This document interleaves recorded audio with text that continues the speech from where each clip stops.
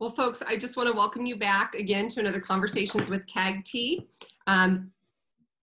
If you missed last week with Robin Green and Michelle Dubois or any of our previous weeks, please feel free to go ahead to our website at coloradogifted.org and check out all of our recorded lives that we've done over the past several months. It's a wealth of resources and we hope you check that out. Again, that's coloradogifted.org. While we're waiting for some people to join us tonight, I do want to talk to you about our upcoming conference. We will be having a virtual conference this year due to COVID on October 19th and 20th. We are blessed to have Julie join us today, but also again at the conference as a keynote and in 3 breakout sessions. She's going to be sharing some great information at the conference about twice exceptional students and emotional regulation and some great strategies to share with families and teachers about how to help out those kiddos with those emotional regulation needs. Today, she's going to talk about the importance of communication. And as we go back to the school year and as we start, especially in some of our different learning situations across the country, we're hybrid, we're online, we're in person, so many different things are happening. How do we best communicate and everybody get their voices heard in this time? So Julie, we're so happy to have you tonight. And we are just excited to have you again in a couple months. And also excited to share about your really awesome conference coming up starting tomorrow. Like, I'm amazed you have the time to sit down with us tonight when you've got so much going on, but we are so happy that you did and so happy to share what you're offering everybody in the next couple days. So Julie, I want to hand it over to you so you can get started and share all your great information with us. Well, thank you, Miranda. I feel like maybe I need to move to Colorado because I'm all Colorado all the time. So thank you, and thank you all friends all over the world. I see that people are here from all over the world, which is really cool. And just to tell you a little bit about me before I get started, I am the founder of With Understanding Comes Calm, which is a service through which I guide parents and mentor 2E adults. And I train teachers and collaborate with clinicians. Pretty much what I say is, if it's about 2E, I'm your girl. So I like to say that I have all 4 legs of the stool, all of those perspectives that help me to understand and to help parents, educators, and clinicians really understand this profile. I'm also the producer, as Miranda said, of Let's Talk 2E Virtual Conference, and that is launching for free tomorrow. And that's really exciting, letstalk2e.com. And we also have a free membership community called Let's Talk 2E. A lot of this was launched in the face of COVID, knowing the support and guidance that parents and educators really need and 2E adults during this time. So there's a monthly free newsletter. Guys, just go to withunderstandingcomescalm.com because there's just way too many things to talk about. So Miranda, should we get started? Absolutely. And you know what?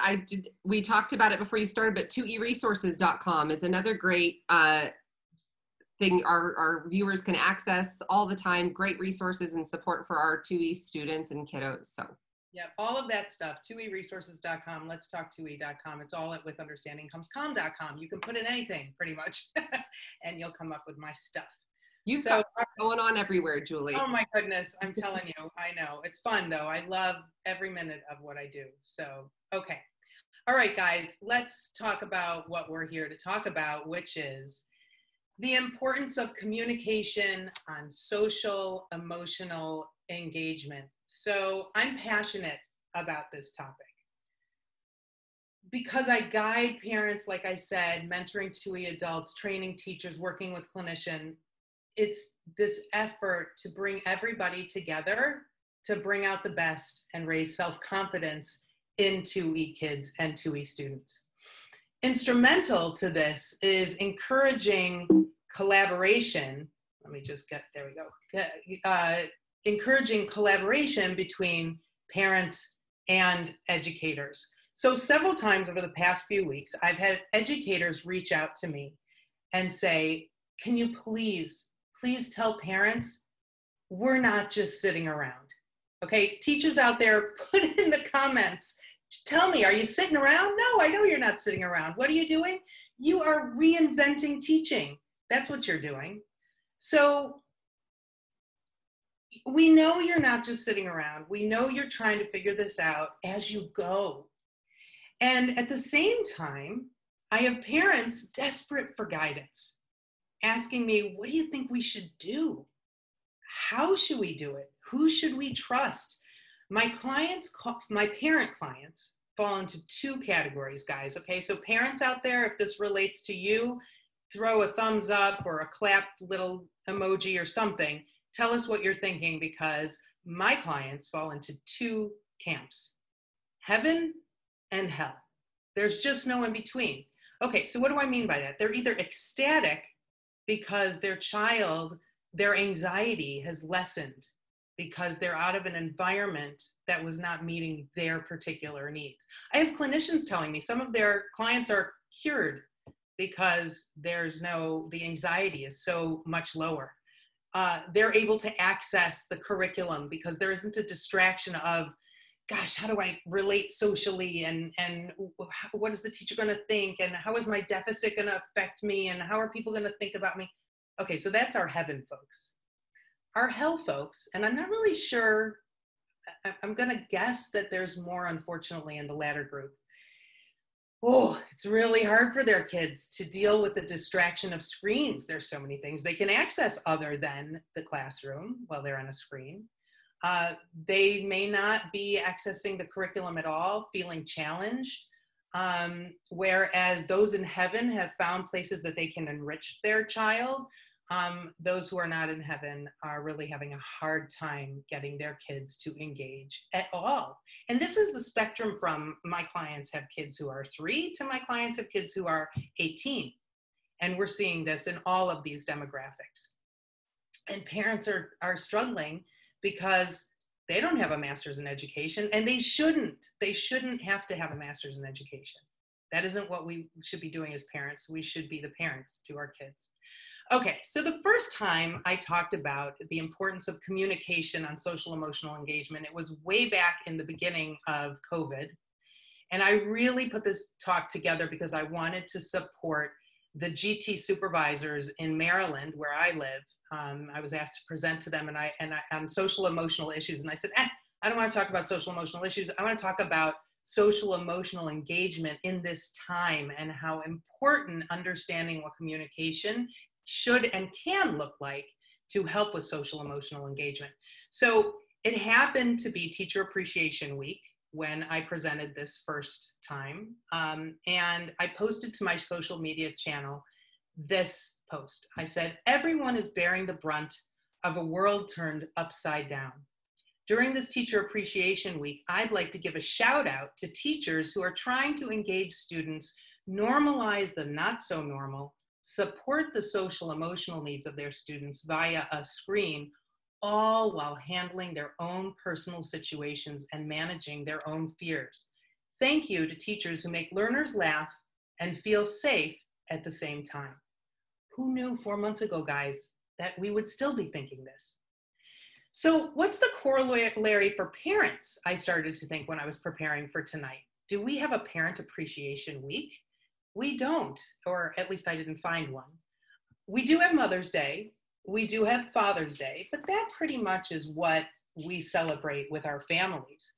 But I wanted to see if there was something that allowed everybody to share their appreciation for parents in general, the tireless efforts that they make on behalf of their children.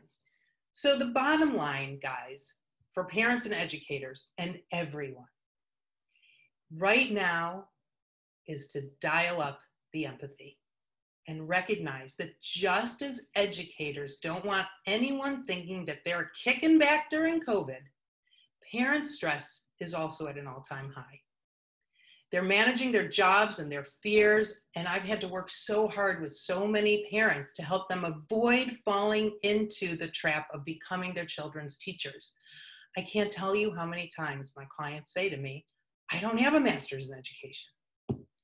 So I spend a lot of time pointing out the positives and helping parents and teachers see and appreciate each other's perspectives. So with this in mind, I'd like to spend some time thinking about communication and keeping yourself and those with whom you communicate socially and emotionally safe. So everyone that you communicate with. Okay, so how many people have heard of a tire fire? This has become a colloquialism.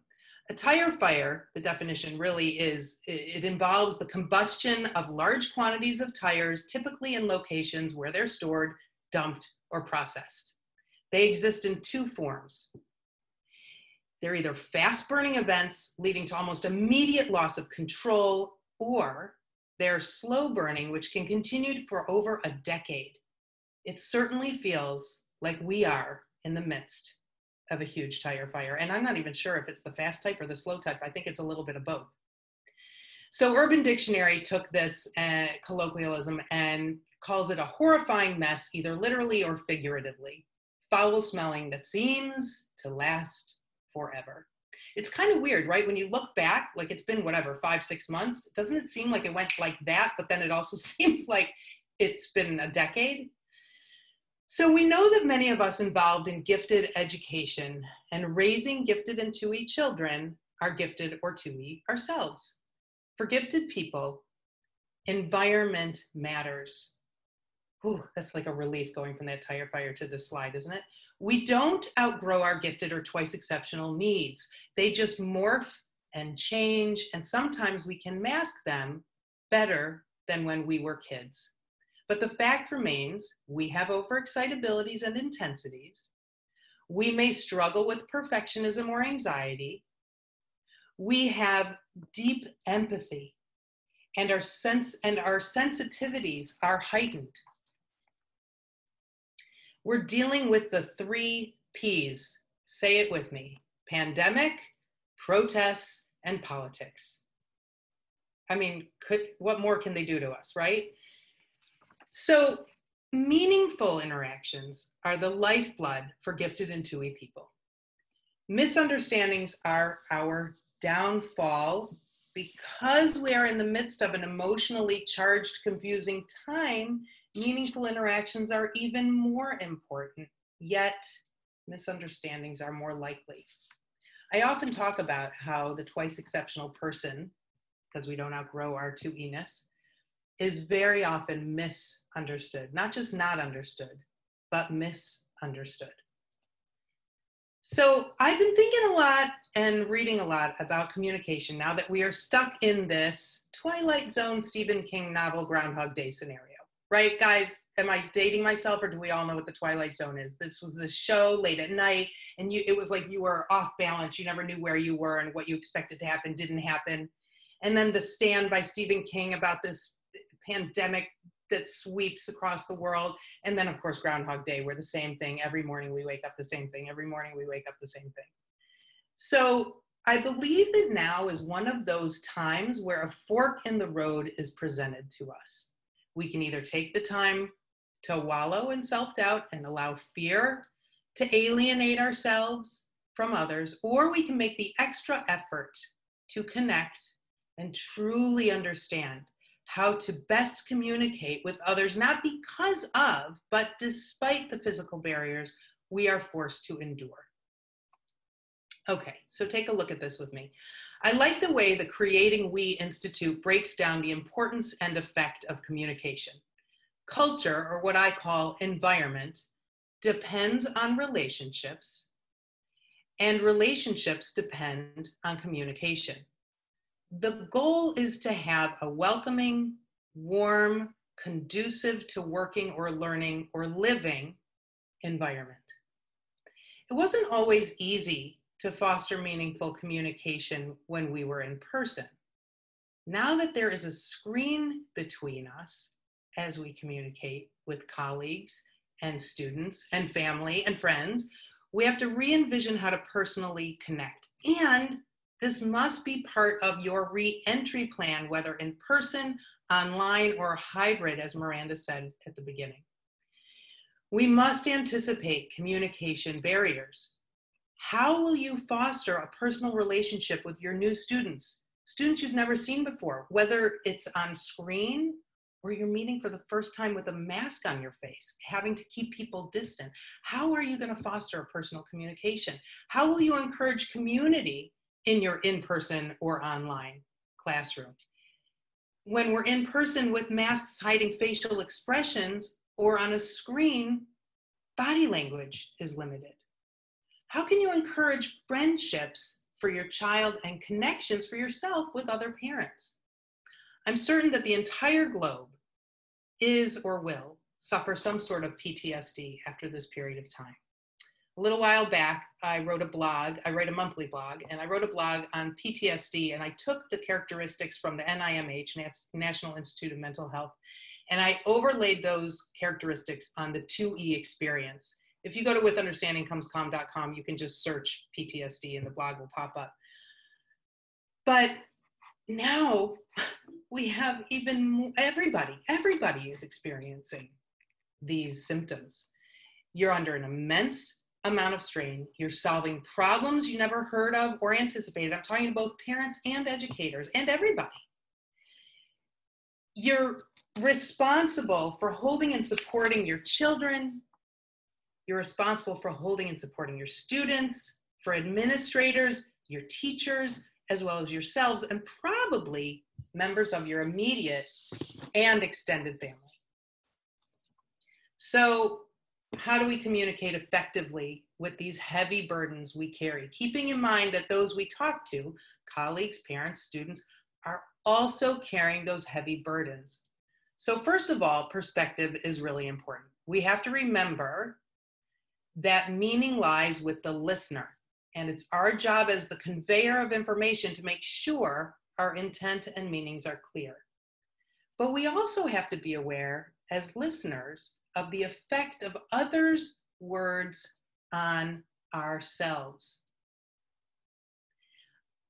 how their communication styles affect us. So I like to say, right-click on the moment. Pause to review a drop-down menu that takes into account emotion, context, physical effects during conversations or during teaching. We have to be cognizant of all these different communication styles and how everybody's affecting everybody. It's important to ask someone to look at the camera or give a thumbs up or a silent cheer, or in the alternative, to give an obvious quizzical look, or raise their hand if there's a question or need for clarification. I have a parent empowerment group that I run for free every week, and some people choose to show themselves and some people don't, and I really encourage people to use the emojis and use the thumbs up and use the chat and all of those things. I'm constantly saying that, and sometimes, guys, it feels awkward, but you gotta ask. You gotta ask, and if you don't understand, you've gotta ask for clarification.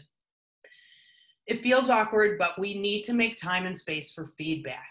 It's awkward waiting for someone to respond or interact, but we have to allow for that and encourage participation. Remember, everybody is doing this now, so you might as well try to do it and understand and not leave the interaction with, I'm not sure how that went. I find myself saying, are you guys doing this? I find myself saying, I'm smiling under here when I'm wearing a mask. I'm smiling right now. If you could see, you'd see I'm smiling. I'm constantly saying that. If you can't see an expression, ask about it. Teach your students and children to do the same. This is a silver lining, guys, to our experience, right? Our kids typically are challenged with social emotional skills. So we're able to strengthen social skills, perspective taking, and emotional awareness. We have to model this. This is taking so much more of an effort, and everybody has to do it, so it kind of normalizes it in a way. We have to model this. In fact, social interactions while wearing a mask could be an entire unit of study. Think about the components: breaking down expressions and emotions, perhaps studying other cultures that wear masks, or looking at suits of armor and the outcome and effect of not seeing someone's face. I can envision story writing prompts, drawing cartoons, creating PowerPoints or movies for student assignments. This is such a great interdisciplinary assignment, and relevant and meaningful, which we know are two things that our gifted kids and 2E kids thrive and need, that meaningful, relatable. So it's important to face these tough questions head on. So right now, I'm going to ask everybody to do something that I always ask my parent empowerment group attendees to do. And that is, put in the comments whether you're a 1 or a 10. A 10 means, or someplace in between. A 10 means not a care in the world. And a 1 is like, I can't wait for Julie to stop talking so I can get back into bed and put the covers over my head. So check in with yourself and let us know. Everybody share, where are you right now? Where are you? Take your temperature. Where are you? 1 to 10. I'm pretty close to 10 because I get to hang out with you guys and I love doing what I do. But I really, be honest and take a look and take your temperature during the day and take the temperature of your kids, your students, your spouse, your partner, your friends. You know, it's so important to be aware and cognizant of how we are doing because it affects how we communicate and our social emotional engagement. So what are the top 10 barriers to communication? Exhaustion. Okay, how many people wake up and your first thought is, oh, I'm so tired? How weird is that? Right? But it's true. God, what is going on in our brains while we're sleeping at night? There's so much that we're chewing on and thinking about and worrying about and considering, and did I do this and should I do that and how can I do this? The learning curve is enormous right now for us all. How do we manage being at home with our kids? How do we manage teaching from home with our kids? So many questions. So we're exhausted, and that is a barrier to communication. How many people are like, oh, thank God I'm exhausted today. I'm going to be great, right? That's not what happens. Okay, emotion. Well, that's what we're talking about. All of what we're talking about right now is emotion. And you know what? One of the best things you can do when, especially when a loved one or when a student behaves in a somewhat abominable manner, not that I've ever done that, is to say, you don't seem like yourself. What's going on? You know, that emotion, we are also emotional right now. I don't know where you guys were on 1 to 10. Lots of 4s, Julie, a lot of 4s. I mostly 4s and 1 7. Okay, well, I'm glad for the 7. And, you know, hopefully by the end of this, because we will get to strategies, I promise. And we're even gonna, here's a little spoiler, we're gonna do some breaths together. I hope you feel better, but it's important to check in and then to realize that everybody else around you may also have serious emotions underlying their communication right now. Overwhelm. Okay, well, not much to say about that except for everything that I've already said, right? We're just overwhelmed with all of the things that we're handling and all of the parts that we're juggling. Distractions. Okay, so we're distracted by the news, we're distracted by the politics, we're distracted by disease, we're distracted by, we're on a screen all the time. We're on a screen. And that's very easy to be distracted. It's very easy to be sucked into, and then all of a sudden dinner wasn't made, or you didn't get that thing done, or you forgot the whatever. So lots and lots of distractions. Tech issues. Oh, one of my favorites. We were talking before we got on, right? About let's hope this all goes well. You know, is the Wi-Fi okay? And does everybody know what they're doing? And will people be able to get on? And all of that stuff. So tech issues, right? It's a frustration. And so if we're trying to communicate and we're frustrated or we're distracted by tech issues, right? These are all related. Uncharted territory. That's kind of where we are every morning. We are like discovering what we need to do and how we need to do it, and there's a huge learning curve, and sometimes we get it right and sometimes we don't, and that's okay, guys, because really truly I think this is actually an opportune time for growth. You know, we teach our kids that, you know, you learn the most from mistakes. Well, I don't know if you can call COVID a mistake, but it's certainly a time where it's challenging, and from challenge comes growth and comes opportunity. But here we are in uncharted territory, and when we have doubt and self-doubt, it's a barrier to good, solid communication. Difficulty reading the other person. Well, we just talked about that, right? If you've got a mask on, it's really hard to understand what's going on. And if you've got all this other stuff, if you're exhausted and emotional and overwhelmed and distracted and whatever else, you may not be reading the accurate signs from somebody, which is where benefit of the doubt comes in. And we're going to talk about that in a second. Anxieties, which is just, you know, when you try to communicate and you're feeling anxious, the least of your problems is the pressured speech. The rest of it is what comes out of your mouth because of your fears and your angst. And so communicating at this time when we're feeling anxious does not lend itself toward good social emotional connections. And these unknowns, what's going to happen next? We don't know what's going to happen next. We hope, I mean, geez, 6 months ago, guys, did you ever think we'd be doing this? Right? So there's unknowns and we have to kind of plod forward, but those unknowns fuel a challenge to our communication. And last but not least, inertia. So all of this causes the inertia, causes that, number one, I want to get back into bed and put the covers over my head. It's a little bit like, and certainly a parallel to gifted underachievement, where our kids might feel like, I don't know how to do this, and I don't know if I could do this the way that I want to do it, so I'm not going to do it, right? We might feel the same stuff right now, which makes us ripe for having empathy for our kids who are struggling. Okay, so I promised the strategies, top 10 strategies. So first and foremost, be honest with yourself and with others. Remember I had you put in your 1 to 10? That's part of this. You gotta check in with yourself and be honest with yourself. Like, I can't have this communication today, or I need to tell somebody how I'm feeling. Name what you're feeling and share it.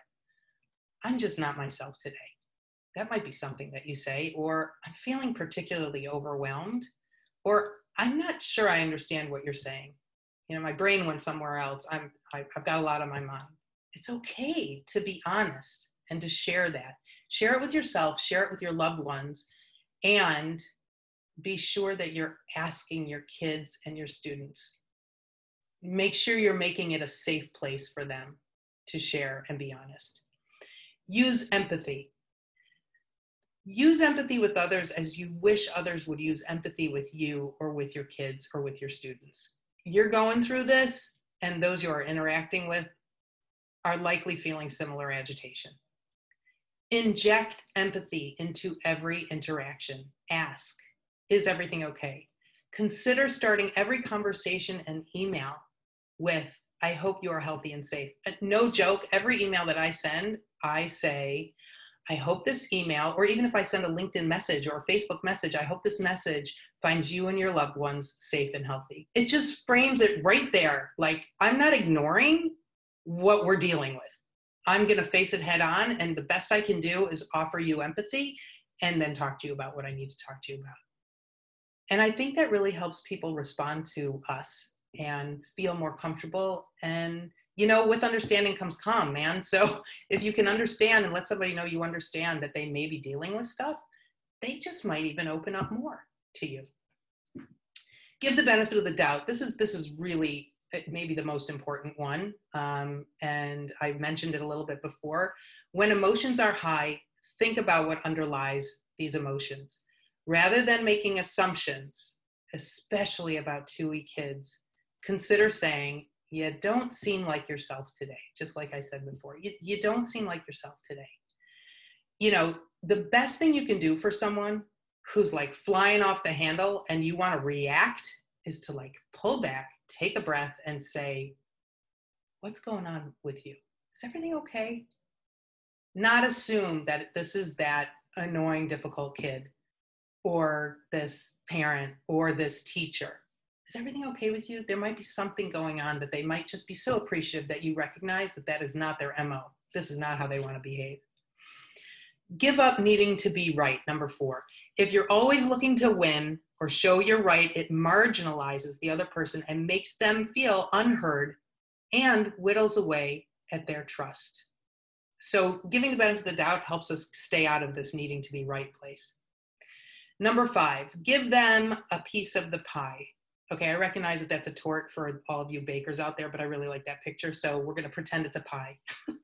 So give them a piece of the pie. If you think of the issue as a pie chart, what piece can you give them? What section can you agree with and validate? Find the slice of what the person is saying and acknowledge and affirm. Doing so takes you out of the right versus wrong dilemma and catapults you out of an argument and into a conversation where both parties can share their feelings and their needs. This might sound like it's hard to figure this out. you've been putting in a lot of thought on how this could go better. Notice I didn't say you're wrong, I'm right. I just said this is hard. And I recognize their effort. We hear praise the process, not the product all the time. So here's another idea of what you can say to give them a piece of the pie. I am not sure I agree, but I can see the logical sequence you followed to come to that conclusion. Again, I'm praising effort. You had this logical sequence. I'm letting you know I don't agree, but I'm giving you the nod that you really work towards something and what you're saying is legitimate to you. Number 6, shift priorities. Make your number one priority right now. This is so important, people. So please, please shift priorities. Make your number one priority right now to strengthen rather than weaken relationships. Each decision, each request, conversation should be couched in terms that will meet this goal. I have 3 twice exceptional kids, 19, 17, 11. My biggest concern is that they feel safe and happy where they are going to be educated this fall. And I have everything, the gamut. I have a college student, I have a boarding school student, I have a middle school private school student who's going to be learning online. So when you're interacting and everybody's freaking out, I have so many clients at the beginning were just freaking out about what their kids were learning or not learning. I had clients who were, oh my God, my kid's not learning anything. And then I had parents who were like, oh my God, my kids, I've enriched them so much, they're going to be bored when they go back to school. You know what, okay, that needs to be addressed. But most important right now is to think about, work out how you're going to make those personal connections and however this school looks like. If you as a teacher can go to a student's home and be socially distant and safe and meet them in person or one-on-one. I know this is, some of you have several classes and 30 students in your classes. I don't know what it's going to look like for you, but if you can dedicate, maybe even starting now, you know, a 10-minute online one-on-one with each kid who you've never met before, I think it'll make a huge difference. Think about how you can utilize the chat rooms to make groupings so kids can connect. It's going to be so important. Parents, think about whether you can have socially distant and safe play dates or even learning pods together where students come together and go to school together in a safe outside environment for them. Okay. Number 7, take care of yourself. We're going to get to that in a second. I promised you we're going to breathe, but you've heard it before. Any and all of these things are important. Mindfulness, meditation, breathing, working out, doing art, creative projects, getting outside, listening to music, and allow yourself to be vulnerable. Allow yourself to be honest. Allow yourself to share how you're feeling and do something. For me, I love to crochet. So I just really love to crochet. That's like my therapy. Okay, number 8, do something for someone. So whether you send a thank you e-card, check in with neighbors, send cards to healthcare workers, make signs thanking the postal workers or garbage collectors, administrators, make calls to check on your teachers, reach out to your new students. All of what we just talked about is really important when we do something for somebody else, especially if we do something besides what you do at work. It helps us with our own perspective and gives us a modicum of control. And it just makes you feel above all of the noise that we're hearing in our heads every day. Keep a gratitude attitude, number 9. Jot down things that you're grateful for every day. Doing this when you wake up and or before you go to sleep are great ways to adjust your attitude. And maybe, just maybe, you'll wake up not exhausted because you went to sleep thinking of things you were grateful for. I'm working with clients right now actually to express gratitude for themselves. With so much fear and so much self-doubt happening right now and limited interaction with others, we have to find things about ourselves that we are grateful for, that we value, our abilities, our efforts, our outlooks. This is another great exercise to do with your students or your family. On Fridays, maybe consider having a BYOG event, bring your own gratitude, for your family, for your students, for your colleagues, and even between spouses. Last but not least, super important, guys, every day starts new. Don't hold grudges. Let your kids, let your students know it's a new day. If they have a hard day, let them know tomorrow. Tomorrow's a new day, guys. We start clean, tabula rasa. So sometimes when you're in a dark place and think you've been buried, you've actually been planted. Think about that. It's not what happens, but how you handle it that matters. Like I talked about before, I used to say to my kids, have a great day. I hope you make a lot of mistakes when I would drop them off at school. And that was just because I wanted them to know that you can learn from mistakes and you shouldn't shy away from mistakes. Mistakes are great. We're kind of living in a big fat mistake right now. And I do think that this is a time and a place where we're going to be able to look back and see what we did during this time, how we made connections. This social emotional engagement is so important. I really think it is the A1 #1 top priority. So again, and we're going to have questions in just a second, but I want to let you know we have this awesome free conference starting tomorrow, giving parents hope, help, and happiness. You can see all of the topics that we're talking about. We have 21 speakers and 19 sessions. We have 3 folks from the Bell and Blank Center actually talking about autism and giftedness. We have a really cool Facebook community called Let's Talk 2E Parents, and we're going to have a lot of live events. I'll be on live every day answering questions, and we're going to have our exhibitors from our exhibitor hall in there. You can register at letstalk2e.com. We are going to do a breath together. So I love this picture. Don't you love this picture? I just love this picture. Okay, so take your feet, put them on the floor. Lower your shoulders. If your shoulders were up, it means you're holding something in there. So just be cognizant of that. Your palms perhaps should be up, facing up. So I wrote a blog recently called 3 for All, where I recommend doing 3 breaths 3 times a day. And we're going to do 1 breath together, and I'm going to give you a choice, okay? Either when you're taking in your breath, I want you to think about something that's bothering you, something that's giving you angst, and I want you to imagine the breath coming down your throat into your belly, grabbing that yuckiness, the stuff that's bothering you, and you can do this with your kids or your students, and then breathe it out audibly from your mouth.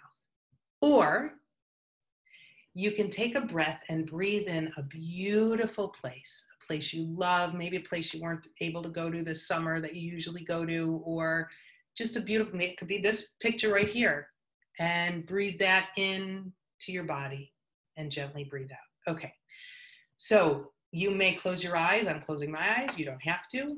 And we're going to take a breath in through our nose. Hold it in your belly, not in your chest.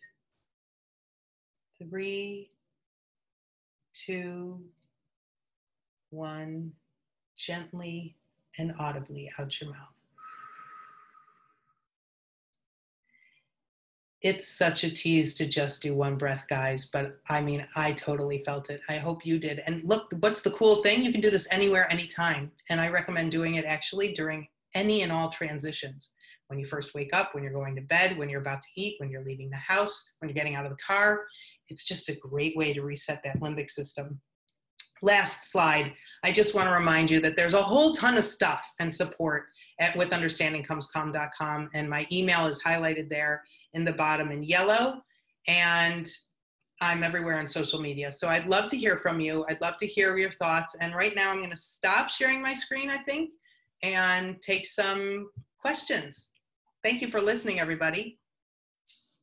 Thank you so much. We had a lot of interaction going on as we were talking. There was a little bit of a distraction of the pie. I think it's getting close to dinner time for some. I know, I love that picture. Pie, tort, whatever, it was yummy looking. So we didn't have some questions, but we did have some comments. So as we wait for kind of questions to roll in, this is kind of a nice, I think there were a lot of people, Kelly and Helen, were all kind of resonating with what you were having to say. Helen actually said, Helen Stein said, she said, well, when I started teaching virtually in the spring, she already knew all our students. But now we're starting out, and if you're all online, now we're starting out in a situation where we may not know these students, and we're starting fresh and trying to foster those relationships and create those emotional connections, because, you know, the whole like Maslow's before Bloom's thing, right? We create those relationships and create those connections and help kids feel safe and happy. And so strategies and how we do that online. And you kind of mentioned a couple of them, but if you could just restate some of those, because I think they're great ideas. Yeah, so I think, what you're saying is the teacher isn't going to know the students, but the students might not know the teacher, isn't going to know the teacher. They may know what she looks or he looks like, and by the way, kids may not know each other, and we have to think about all of these triangles. So first and foremost, I know it's a big ask, guys, so don't think that I'm, thinking that you got all the time in the world, nothing to do, because I know that it's the opposite. Big caveat. However, I think it would be very impactful and very meaningful if you have at least a one-on-one 10-minute schedule, 10 minute, 10 minute, 10 minute, 10 minute, and just work out the numbers between now and when school starts. And even if you can't get it done by the time school starts, you can still have one-on-ones when school starts with your students, and have some questions that you ask them, and have them invite them to ask you questions. Maybe they can come up with questions together with their parents, depending on the age of your students. And, maybe what you do is you'll create a spreadsheet. Who has what kind of pet? Who has how many siblings? Who's traveled to this place? Whose favorite book is this? And then you have like kind of cool way where you dovetail what you learned about the kids and made that personal connection. You're able to say, oh my gosh, I love that book too. You can put a chart together and share it with the class, and everybody can find out who likes what. And that's also helpful for parents if they're trying to arrange on-screen or in-person socially distanced safe play dates. So that's one way, is trying to really foster this idea. One-on-one communication. And then having those breakout rooms where you can sort of, once you get this recon, you can kind of put kids together, and maybe that they're gonna, you haven't shared this spreadsheet yet, but you're gonna do kind of like a treasure hunt of finding other people who have similar things, experiences, and likes that you have, and you're gonna move people around rooms. That's another great idea.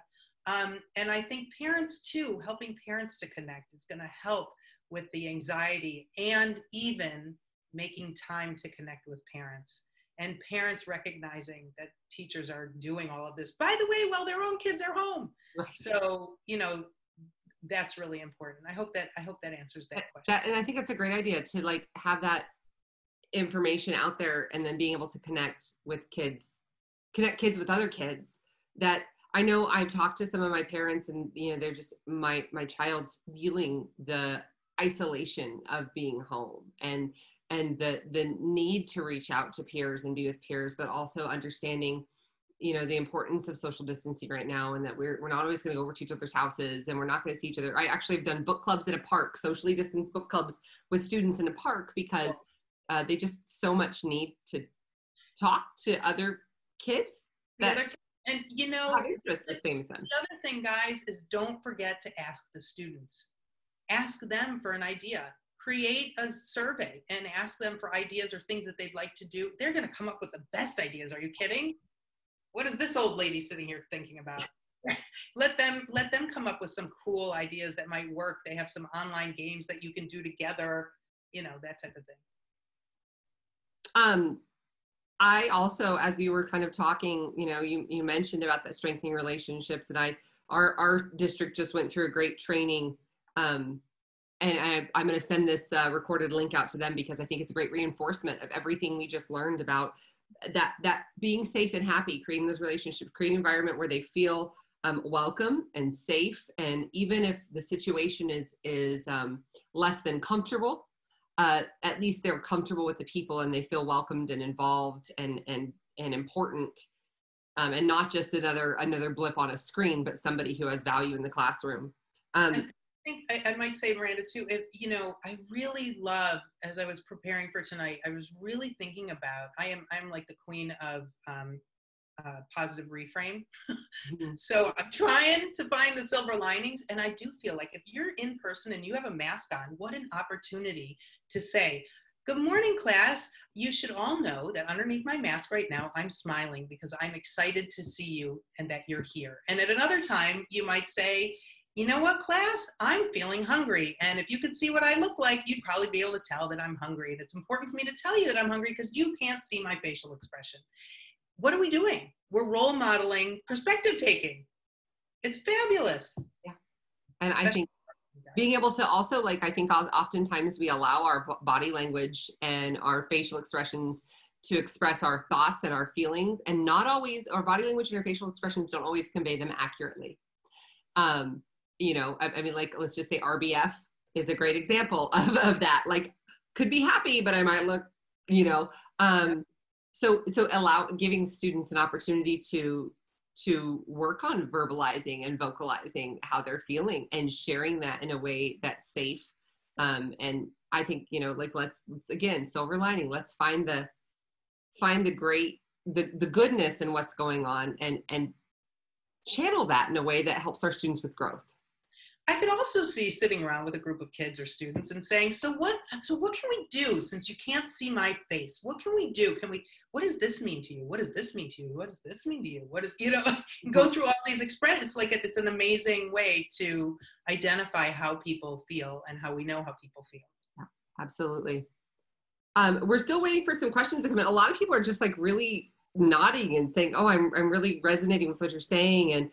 And we have some, a mom whose daughter is a first-year teacher, and they're going straight online. First year teaching, immediately online. And so what so she's going to share your spreadsheet idea to help connect her students. Cool. So that's great. Cool. And don't be afraid, first time teacher, you are a digital native, so you probably have great ideas. So, you know, don't feel shy. Speak up and share your ideas. And if they get shot down, that's okay. We're all brainstorming in this moment. Yeah, we were talking about starting teaching, and we said, what's the funniest thing you remember from back in the day? And I was like, oh, well, the transparency sheets that you rolled, and then you rolled, and then you had to unroll and erase. And it was always a kid's job to do that because you were not going to do it yourself.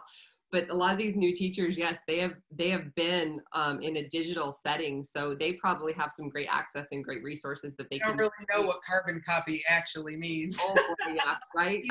The smell. But, you know, I think that's also having the confidence to tap into what we already know. And also, like you mentioned, having the wherewithal to tap into what the kids know, because they are digital natives. They know so much. They have these great ways that they can reach out to each other and communicate, and incredible ideas digitally that I think we have to give them credit for, and acknowledge that. Again, also, and in doing that, we create safety in our classroom, you know, by saying, hey, your ideas are welcome and needed. And at home, I can't tell, you know, we're so used to, I say this all the time to my clients when I'm trying to help individuate their kids, you know, we're so used to being the frontal lobe. We have to be the frontal lobe so often. We have to stop ourselves from trying to solve the problem and say, what do you think we should do? How do you think we should go about this? What's the best solution here? George Betts was my master's. And if you're in GT, you know George Betts. Yeah. And George drove me crazy because I asked him a question. What do you think? And I'm like, I don't know what I think. Well, he's like, well, maybe you need to research that and learn a little bit more. And it's going to stick, and it stuck with you, I bet. It totally stuck. Absolutely. Helen Stein had a great idea. She said in the spring, her students created a whole virtual sign language to use, help share and express, so that if they couldn't all be on microphones, they could express, at least understand their idea. Mm-hmm. Really cool. You guys have your class make a video and share it. That would be cool. We do have two questions. Kelly Abe says, do you have any tips or technology ideas for getting shy students, because you mentioned some people who don't want to be on the video, to engage more during virtual meetings? So that is a great question. And I think first and foremost, you have to honor their discomfort. And perhaps in a private one-on-one, ask them about it. Let them know that you're really interested in what they're thinking about. And if you determine that it's a learning difference that's keeping them from speaking up, then perhaps you can let them, or if their parents are able to, and let's not assume that they are, but if their parents have the time or the wherewithal, that you can give them sort of an outline of what you're going to talk about so that the child might feel more comfortable. But I think we can't just assume it's shyness, especially with TUI kids. And if it is shyness, then we need to talk to them and ask, would it be more comfortable if we had small groups? Would they ever be sometimes shy or kids who aren't speaking up will actually want to be a leader. And if they're leading something, it's different than being called on. So I think you really have to check in with them first and see what underlies the shyness, letting them know that you respect them, but that you also really are curious about what they're thinking during class time, and that you'd like to hear you want to really have them share and hear their voice if they're comfortable. Mm-hmm. But because of everything that's going on, we do not know what's going on in that child's home. We do not know what happened right before. And by the way, that's another thing that I will say is to notice the posture of your kids when they get online. Make sure that they're showing themselves. I don't think not showing them, I don't know, guys, you tell me, is it okay to not show yourself in a classroom situation on Zoom or online? I would guess no. And so, check furrowed brow, shoulders, and check in and see if they've eaten, and if they need to get up and get something to eat, if they need to get up and move around. I have to tell you, there's a school that I've been talking with who they are not going live until at least January, but they've ordered 60 standing desks because they assume that the transition back to school is going to be so weird that they're taking into account the fact that students have been able to get up and move around, that students have been able to get a snack, so now snacks are okay in the classroom. Think about that too. If you're transitioning to in-person, this is a huge, I do not think you can expect kids to sit at a desk and face front. Not that you ever could with a 2E kid, but you might have to take that into account and be a little bit more flexible and create rules in your classroom about that, and ask students to help with that. Again, that they should create the rules with you. That might help them transition back. And I think you're going to have to think about making sure kids feel safe, making sure that interactions feel safe for them. Safe, I mean healthy, health-wise safe. Yeah, and I'm kind of concerned about the online thing as it gets colder. I know there's several kids who would take their computers outside or would have to go to a school to get on Wi-Fi because they didn't have Wi-Fi at home, or go near a hotspot or something and be outside. And so a lot of times they would have their video off because, one, they didn't want people to see that, or two, it was loud. The cars were driving by or something like that. So I think Kelly mentioned there's a cool extension on Google Meet where kids can respond with emojis. So that helps. And you mentioned that as well. And Liliana Caro, I'm sorry if I pronounced that incorrectly. She's joining us from Brazil tonight. Awesome. Hello. And she says, are there any resources for teens to help them interact with peers? So kind of along the same lines as that, but maybe we're dealing more with that social emotional interaction with peers. So, there are some sites that have offered, in the face of COVID, free sort of online classes and groups and teen stuff. I don't make any money from these people, but Varsity Tutors, OutSchool, I don't know if OutSchool's free, but there are a bunch. I'm sure people are putting in the comments right now some thoughts that they have on fun, engaging, teen-worthy stuff that people can do. I got to say this, guys. The golden rule for 2E kids is that age peers don't matter as much as interest peers. So go with what your kid is interested in. Go with what your kid's passionate about. Find it online or in person, socially distant and safe, and get them involved in that. I love that. Age peers. Not as important as interest peers. I'm actually rewriting it in the chat because I like it so much, and we're on a bit of a delay, so it'll show up in just a second. But age peers don't matter as much as interest peers.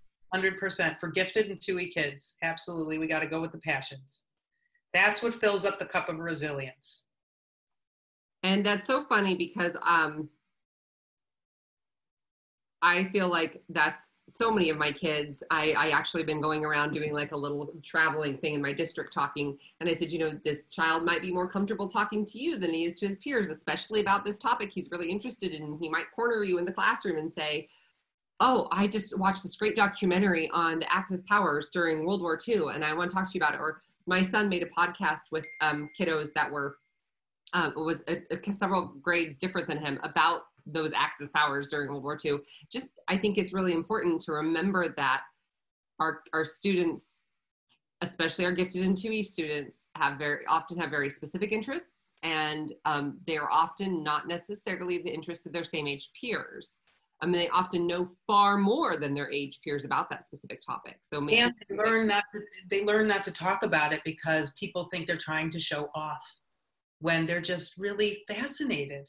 So we got to make sure they have that outlet.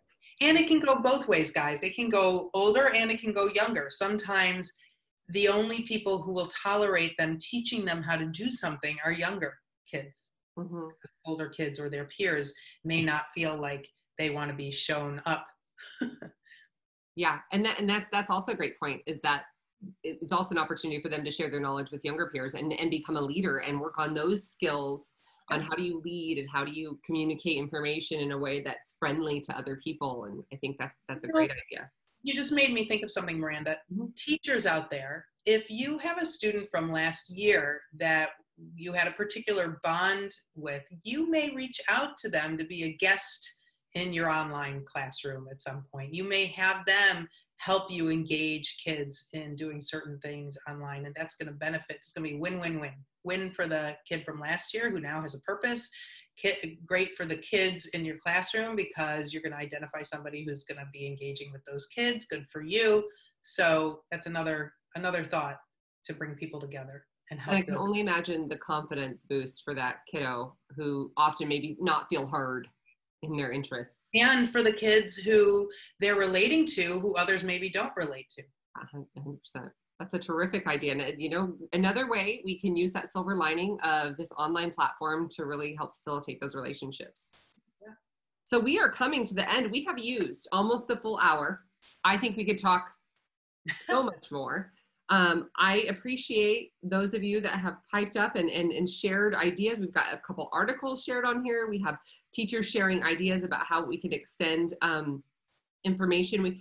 Victoria Rose shared about Joanne Green, who will be at your session, has a session on technology for 2E kids tomorrow.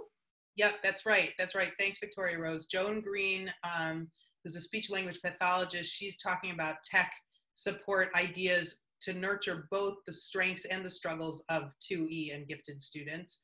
And I mean, everything is relevant, guys, and it's free. So let's talk 2E.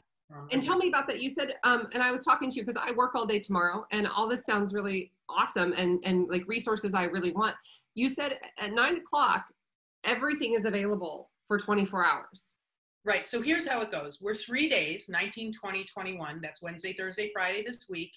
So each day at 9 a.m. Eastern, we will be releasing that day's talks. Okay. And they're going to be free for 24 hours.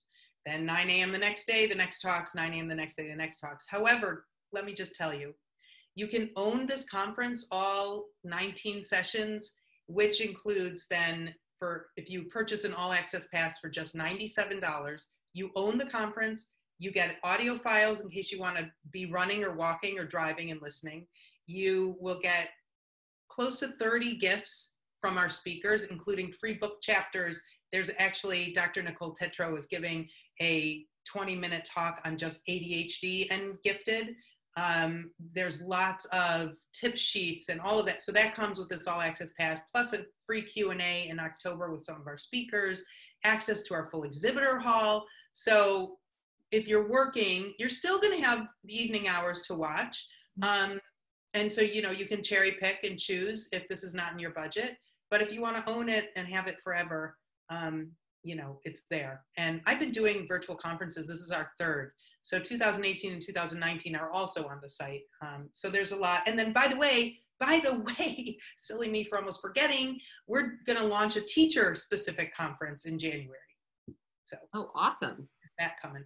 Tomorrow is called the Parents. We need some fresh ideas because we want to be in person. Yeah. And as it, like, aside to that, on top of that, you've got your conference coming up on the 19th, 20th, 21st. Our conference is October 19th and 20th. And if you really liked what you heard from Julie tonight, you have an opportunity to see her 4 more times. You see her tomorrow and all her speakers tomorrow, and she has some excellent speakers tomorrow and Thursday and Friday. And then you have to wait a couple months. But in October, which will be here before we know it, because like Julie said, it's like the fastest, slowest time we've ever had.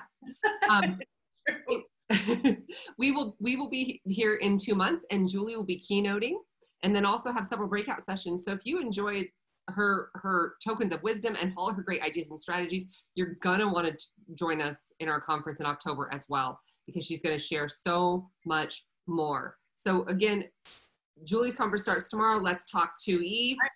I'm not sure, Miranda, though, because I'm talking about stuff probably people here really don't need to hear about. I'm talking about emotion regulation.